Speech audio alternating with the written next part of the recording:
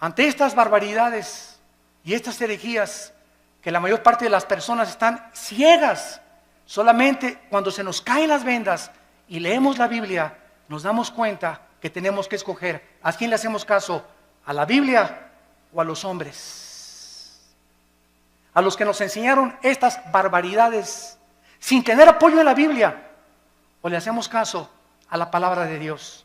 En Gálatas 1, del 6 al 8, dice la Biblia que si alguien anuncia otro evangelio, o si alguien predica otra verdad que la que no está en la Biblia, queda bajo maldición. En 1 Timoteo capítulo 6, del 3 al 5 dice, si alguno enseña otra cosa y no se resume solamente y conforma a las palabras sanas de Jesucristo, nada sabe, está envanecido, delira acerca de cuestiones, contiendas donde nacen envidias, pleitos, disputas de hombres necios, pervertidos, que han desechado la verdad de Jesucristo. La Biblia es la única guía, la única lámpara, la única luz que nosotros podemos tener. Sea la Biblia veraz, sean los hombres mentirosos. Después de esto vino la famosa Inquisición, que fue el colmo de Roma.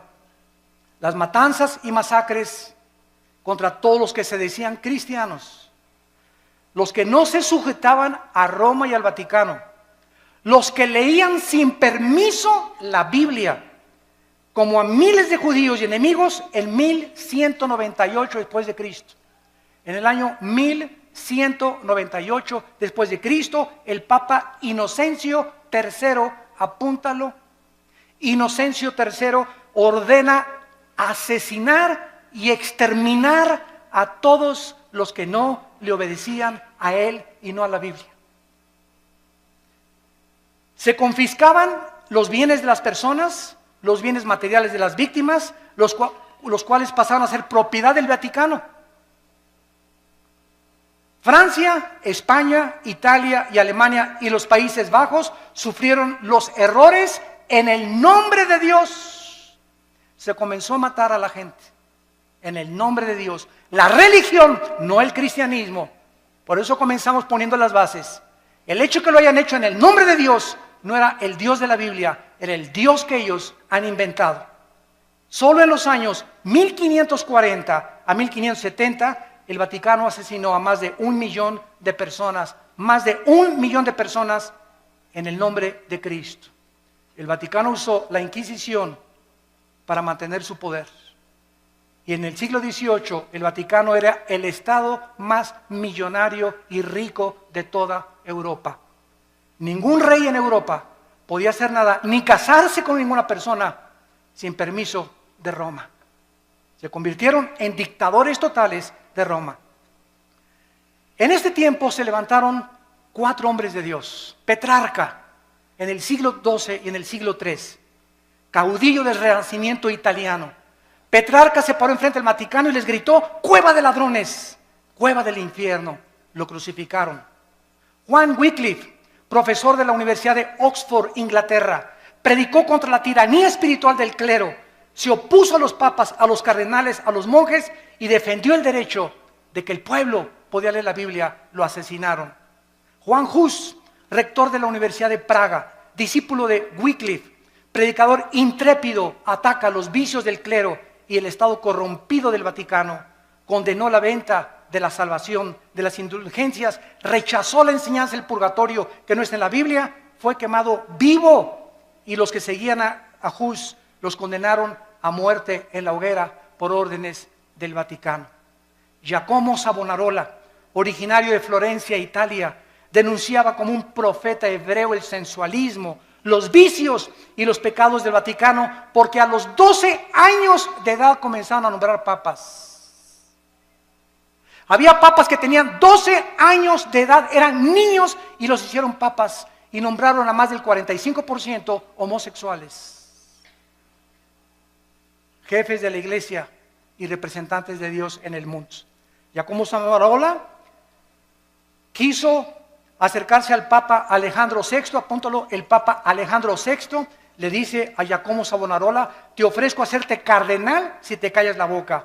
Él dijo, no me callo. Lo ahorcaron y lo quemaron en la Plaza Mayor de Florencia, 19 años antes que Martín Lutero publicara sus 95 tesis en la Catedral de Wittenberg, Alemania. Y así llegamos al año 1550, 1546-50, cuando un monje llamado Martín Lutero vivía en Alemania y quería ser monje, un hombre sincero. Y pasó por Alemania un hombre llamado Juan Tetzel. Y Lutero oyó desde el convento donde él estaba recluido que este hombre que envió el Vaticano traía una caja y pasó por todas las calles de Berlín y por todas las calles de Alemania anunciando: en el momento que ustedes pongan un chelín en la bolsa que traigo aquí en esta cajita, el Vaticano les va a quitar 5,000 años de purgatorio. Cuando Lutero oyó que el Vaticano estaba vendiendo la salvación, se horrorizó. Y entonces, de alguna manera, una Biblia llegó a sus manos y leyó en Romanos 1:17, el justo por la fe vivirá. No por las obras ni por lo que demos a la iglesia, sino por lo que Cristo hizo en la cruz.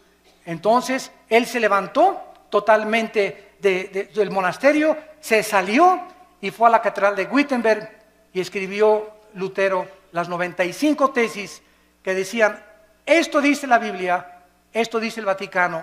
Lo clavó en la catedral de Wittenberg en Alemania, pues se armó la revolución. Agarraron las tesis, se las mandaron al Papa, y pues ya saben ustedes, ¿verdad?, que lo mandan llamar a Martín Lutero, y el Papa Sixto IV, en el año 1476, había iniciado la doctrina de que se podía comprar la salvación con dinero. ¿Se parece a la iglesia del siglo XXI? Al ratito llegamos para allá. La venta de estas indulgencias era un permiso para pecar.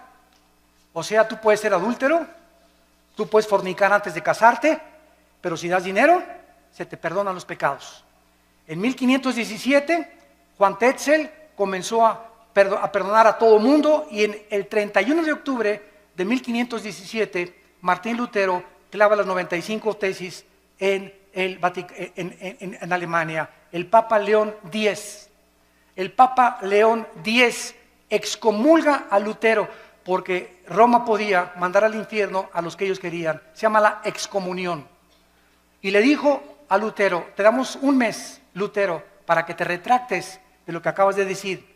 Lutero quemó públicamente la bula papal del Papa, y entonces Carlos V, emperador del Sacro Imperio Romano, Alemania, Austria, España y Países Bajos, invitaron a Lutero para que se presentara y se negara de lo que él había dicho. Lutero llegó y estaban como 100 cardenales del lado derecho, como 100 cardenales del lado izquierdo, y el Papa sentado en su trono. Y le dijo el Papa, enfrente de todos el juicio que le hicieron: Martín Lutero, niegas lo que tú escribiste. Y Lutero llegó con la Biblia. Y Lutero dijo: aquí están las Sagradas Escrituras. Si cualquiera de ustedes que están aquí me demuestran con la Biblia que yo estoy equivocado, me arrepiento y niego lo que yo escribí. Nadie se pudo levantar para debatir a Lutero, porque nadie había leído la Biblia en 500 años. Todo era lo que los hombres habían inventado. Lo declararon muerto a Lutero, lo sentenciaron a muerte el Vaticano, y entonces los amigos o los príncipes alemanes le escondieron y le protegieron.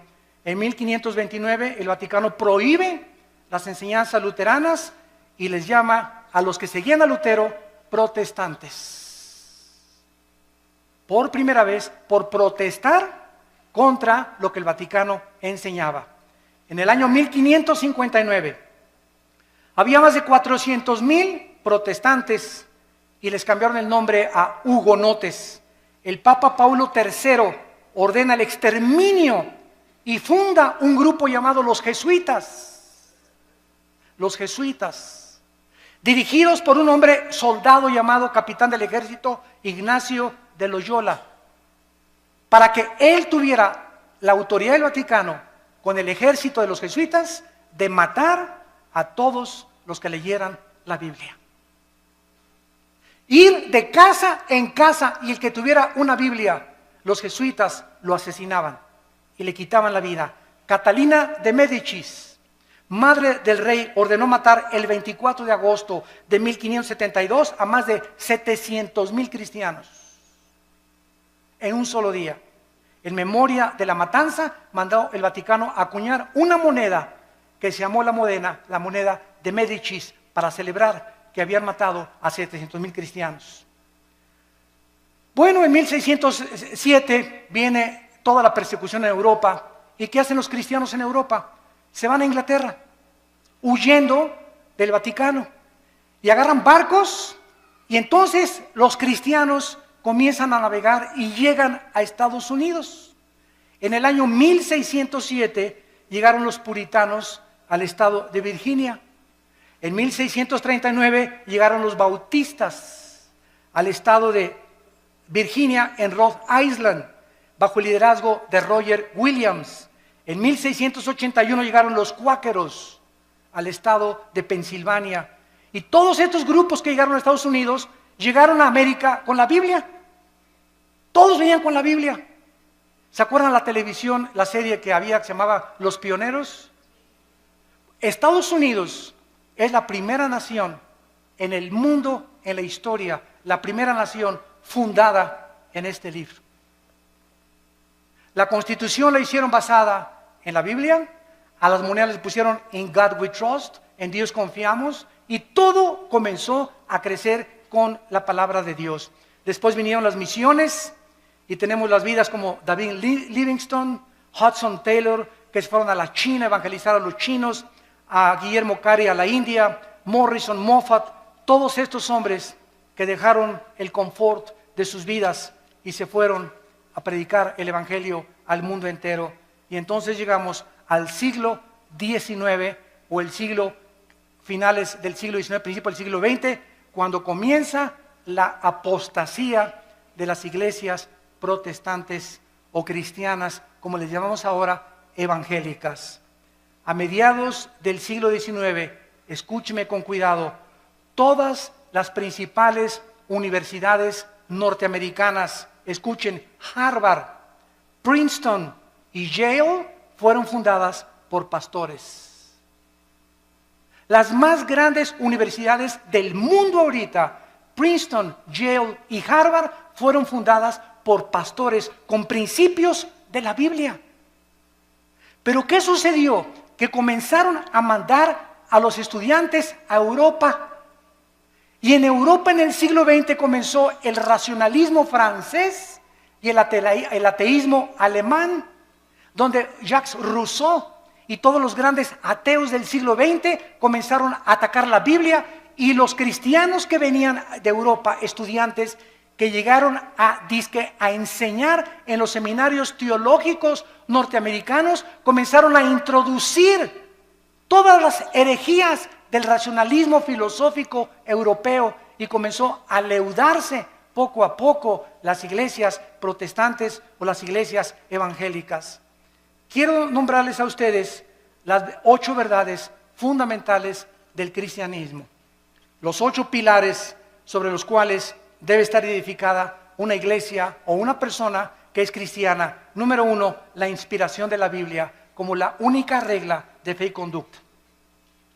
Solo la Biblia es nuestra regla de fe y conducta, no la Biblia más los sacramentos, la Biblia más la perla de gran precio, como los mormones, la Biblia más doctrinas y convenios de los mormones, la Biblia más las enseñanzas de la atalaya, como los testigos de Jehová. Todas las sectas se caracterizan por la Biblia más otra cosa.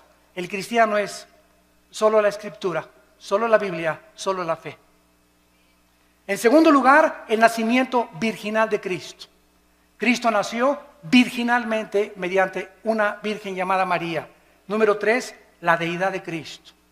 Cristo tenía 2 naturalezas, la naturaleza humana, que fue la que murió en la cruz, y tenía la naturaleza divina. Jesús dijo: el que me ha visto a mí, ha visto al Padre. Número 4, la doctrina de la Trinidad. El Padre, el Hijo y el Espíritu Santo son la misma esencia, manifestado en 3 diferentes personas. Número 5, la resurrección de Jesucristo corporal. Los testigos de Jehová enseñan que resucitó en gases. Nosotros decimos, la Biblia dice que resucitó físicamente. Número 6, la salvación por gracia, sin las obras de la ley. Ahora hay una doctrina en el cristianismo que se llama que se puede perder la salvación. Cuando una persona me dice, ahora que estuvimos mi hermano y yo en un país de Sudamérica, teníamos ahí como 500 pastores y todos me preguntaron, hermano Alducin, ¿se pierde la salvación? Y yo les dije lo siguiente, es tan fácil como esto. Roma dice, la salvación más los sacramentos igual a la salvación. O sea, es por gracia, pero también las obras te dan la salvación. Esa doctrina entró a nuestras iglesias. Y ahora los que dicen que se pierde la salvación, dicen esto, no, yo acepto que Cristo me salvó por gracia, pero me tengo que portar bien y ya no tengo que pecar para poder entrar al cielo. O sea, están agregándole méritos a la obra de Cristo. Hay 5 pasajes en el Nuevo Testamento que implican o que parecen enseñar que se pierde la salvación. Como el Apocalipsis 3:5, el que no venciere será borrado del libro de la vida. A ver, hermano, aquí dice que será borrado el libro de la vida. Le digo, mira, léelo con cuidado, por eso tenemos que estudiar la Biblia. ¿Quiénes va a borrar del libro de la vida? Los que no son vencedores. Ah, pues sí, ¿verdad? ¿Y quiénes son los vencedores? 1 Juan 5, 4 y 5, los que somos hijos de Dios. Entonces, claro que los somos hijos de Dios, nunca van a ser borrados del libro de la vida. Ah, pues chino, chavieso. Y así comenzamos a ver que cada pasaje que usan para disque enseñar que se pierde la salvación, lo sacan fuera del contexto y hacen un pretexto de la palabra de Dios. Número 7, la redención es por la sangre de Cristo, no por la misa ni por ninguna otra cosa. Y número 8, necesitamos nacer de nuevo. El ser humano necesita ser regenerado para entrar al reino de Dios. Muy bien, y terminamos con lo que es la apostasía de la iglesia en el siglo XXI. Abróchense el cinturón. Ahora voy a hablar lo que está pasando en las iglesias cristianas y que necesitamos nosotros los predicadores pasarle la estafeta a nuestros jóvenes, a la segunda generación, y volver a enseñarles a que regresemos a la Biblia otra vez, porque los cristianos del siglo XXI estamos abandonando la Biblia. Y si estamos criticando a Roma que vende la salvación, yo conozco iglesias cristianas que venden la salvación. Ya no tenemos por qué jactarnos ni presumir que somos mejor que el Vaticano. Por eso les dije, les voy a hablar la verdad. Yo conozco iglesias que venden la salvación y predicadores en la televisión que te venden la salvación. Si tú les mandas $50. En 1960-70 comenzó un cura católico en Centroamérica llamado Camilo Torres. Yo admiro a este hombre.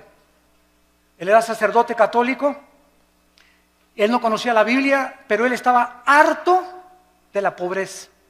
Y que él no podía cambiar con lo que Roma le decía la vida de toda la gente pobre en Centroamérica, Guatemala, Honduras, etcétera, etcétera. Entonces Camilo Torres, ¿saben lo que hizo?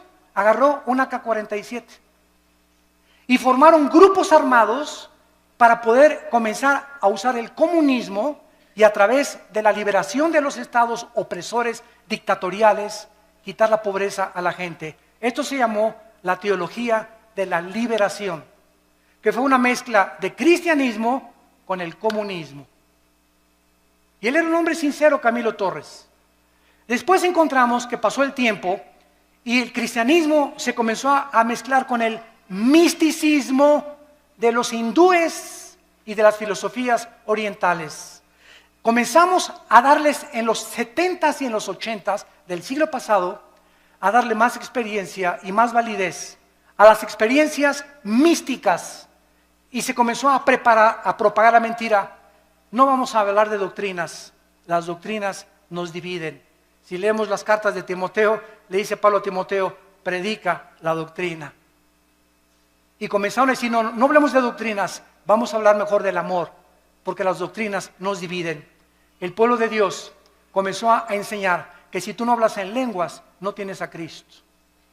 que si no hablas en lenguas no tienes el bautismo del Espíritu Santo. Esto es una herejía.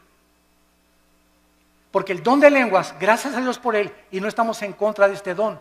Gracias a Dios los que ustedes tienen ese don. Pero enseñar que si no lo tienes, no tienes al Espíritu Santo, es una herejía. Porque toda la historia de la iglesia, los más grandes hombres de Dios del siglo pasado y del siglo XXI, ninguno nunca ha hablado en lenguas. Entonces no eran cristianos de acuerdo a esta enseñanza. Se comenzó a propagar la risa santa. Y comenzó a decir que era de Dios. Risa santa le llamaron. Y se comenzaron a tirar al suelo, muertos de la risa. Y comenzaron a filmarlos todos los enemigos del evangelio. Y comenzaron ya en el suelo a ladrar como perros. Comenzaron a ladrar como animales. Después vino el vómito santo. Es santo. En la iglesia, enfrente de todos, que porque lo que salía era el bautismo del Señor. Después comenzaron a mandar por la televisión trapos ungidos. Quiero decirles que si me mandan $100, este trapito se ungió con aceite de Israel. A mí qué me importa que haya sido con aceite de Metepec. El aceite del Antiguo Testamento no era el santo, representaba la unción. No había nada del aceite que fuera santo, era el símbolo que representaba nada más. Y ahora la gente, porque este es aceite de Jerusalén, ya tiene más validez que el aceite olivo o que el aceite que hacen en cualquier otro lado. Y comenzaron a ungir trapos, pero el predicador era famoso. Y como yo soy famoso, te mando el trapito, mándame $50 y lo pones bajo tu almohada y te quita el dolor de cabeza. O te va a proteger de los demonios. O si me mandas $100, alejaré las maldiciones de tu casa. O si haces un pacto conmigo, tu hijo se va a aliviar y tu esposo va a regresar que te abandonó. Todas estas son herejías, son blasfemias de la palabra de Dios, que tenemos que combatirlas, aunque nos cueste, como lo hemos dicho antes, nuestras propias vidas, nuestros propios intereses. Yo se los digo, a mí me han prohibido tantas cosas y tantas iglesias y tantos países la entrada. Hermano, yo tengo ya mi foto en casi todos los países, como persona non grata a las iglesias carismáticas. Porque tienen miedo de que hablemos la verdad, por las barbaridades en las que se han metido. También se ha comenzado a enseñar, aparte de las lenguas, la risa santa, el vómito santo, contorsiones, y comenzaron las apariciones hace 10 años, que estaba cayendo del cielo oro y piedras preciosas. Polvito santo del cielo, está cayendo oro. Hermano, míreme las manos, es diamantina, menso. Alguien se juntó contra el ventilador y puso diamantina, burro. Me está cayendo oro del cielo. ¿Quién puede imaginarse que Dios le va a interesar mandarnos oro del cielo? Dice Proverbios, busque la sabiduría más que las piedras preciosas. Increíble. Dios me parchó la muela y tengo ya un tapón de oro, hermano. A Dios te pone una muela nueva, menso.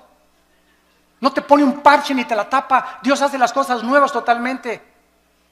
Todas estas cosas han entrado a la iglesia y el pueblo las ha aceptado por no conocer la palabra de Dios. Y luego también en las reuniones. Y voy a iglesias y yo les digo a mis pastores, denle un zape en la cabeza atrás de esa persona. Es que estoy bajo la influencia del Espíritu Santo. Espérame tantito, lee 1 Corintios 14. El espíritu del profeta está sujeto al profeta. Entonces, no hay tal cosa como que alguien pierde el control y comienza como alambre eléctrico así en la cabeza, ¿verdad? Que lo lleven al manicure. Que venga el psiquiátrico por él. Pero esa persona no tiene el Espíritu Santo y está solamente haciéndose ese panchote que está haciendo la iglesia para que la iglesia vea que el hermano tiene el Espíritu Santo. ¿Qué le interesa al Espíritu Santo que estás como alambre eléctrico? En 1 Corintios 14 dice la Biblia, hermanos, dice Pablo, les suplico que en la iglesia no hablen en lenguas.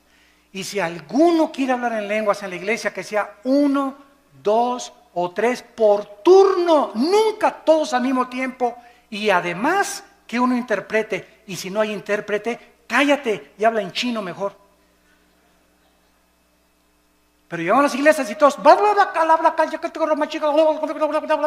pero todos estaban llenos del Espíritu Santo. Hermanos, un cántico nuevo. Y comenzaron todos, ¿cuál cántico nuevo? Ni que 8 cuartos. ¿Cuál cántico nuevo? El cántico nuevo en los salmos es algo que sale de Dios, inspirado con nuestra mente de por medio. Nunca caemos en el misticismo oriental, que pierdo el contacto con la realidad y me tomo un espíritu y me comienzo a hacer así, o comienzo a dar cosas que eso no son cosas de la palabra de Dios. Todo este misticismo entró a la iglesia y hemos llegado a la brujería. He visto programas de televisión donde un pastor agarra un bote de agua y dice que lo convierte en la sangre de Cristo. Y voltea el bote de agua, ¿verdad? Y se voltea por atrás y le echa de esa cosa, ¿cómo se llama? El polvo con el que hace ¿cómo? Kool-Aid.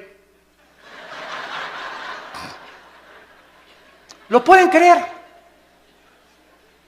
Otra señora en la televisión hace poco pasó y dijo, fórmense aquí los de $1,000. Y aquí los de $500. Y agarró un billete y lo pegó aquí en el oído.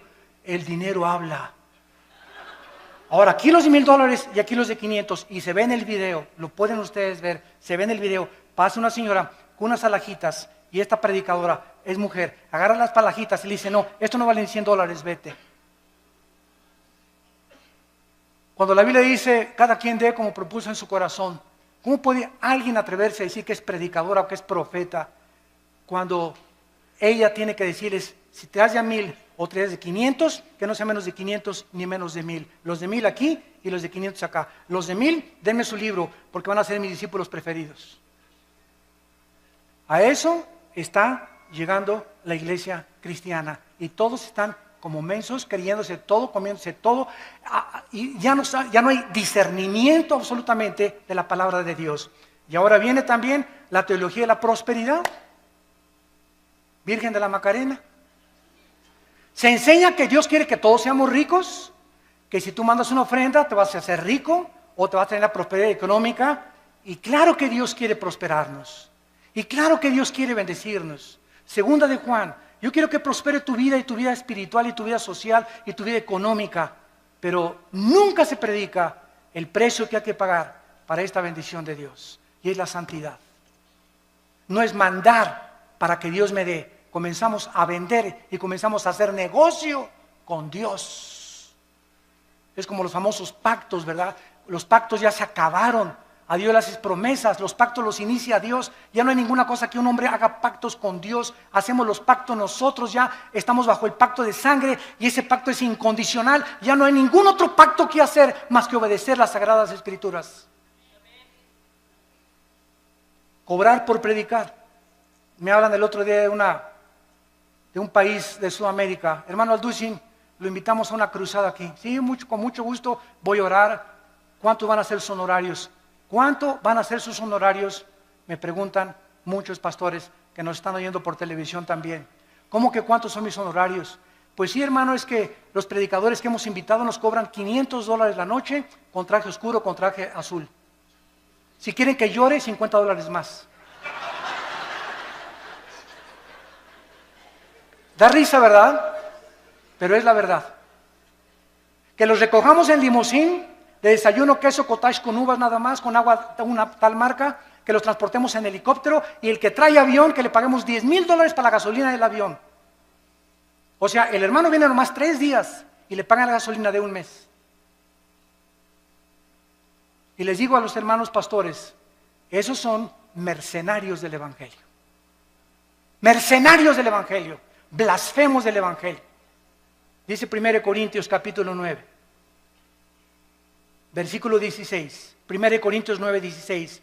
Si anuncio el Evangelio, dice Pablo, no tengo por qué gloriarme. Me es impuesta necesidad. Y ay de mí si no anunciar el Evangelio. Por lo cual, si lo hago de buena voluntad, recompensa tendré.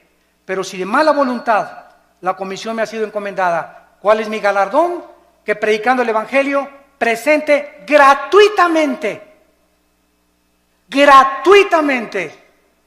el Evangelio de Cristo. ¿Qué me dicen los hermanos? Bueno, ¿qué nos pide entonces, hermano Alducin? Miren, pues págame el avión y un hotel, no importa si es una estrella. Ahora que fui a Guatemala estuve en un hotel, ¿verdad? De una estrella, creo que el ventilador casi me cae en la cabeza. Anduve 2 veces en burro y en caballo. No había ni en qué transportarme al estadio donde fue la cruzada de casi la mayoría de indígenas. Imagínense ustedes, güey, ¿somos mejores que Cristo y que Pablo nosotros? ¿Qué pastores pirruration y qué nada? Exigir esas cosas, ¿cómo es posible? Que hemos llegado a ese grado. Nos hace llorar, nos hace hervir de enojo, con una ira santa contra la palabra de Dios. Lo que han hecho estos hombres y que están aceptándose como algo normal, porque lo peor de todo es que ya es algo normal. Se está aceptando igual ya, los músicos igual, $15,000 si quieren un concierto. Oiga, pues que no se pague la vez, pues junten dinero y que los mande su iglesia. Nunca el cantante o el predicador es un negocio, es un ministerio llamado por Dios. Yo les digo a los hermanos, páganme el avión y el hotel, si me quieren acostar en el suelo, una cama de piedra, una cama de piedra. ¿Por qué acepto la invitación? Porque oré y Dios me quiere mandar a ese país. Y ¿sabe una cosa? Si ustedes me quieren dar una ofrenda, dénmela. Y si no me quieren dar una ofrenda, no me la den, porque yo no voy por ustedes, yo dependo del Dios Altísimo que está en el cielo.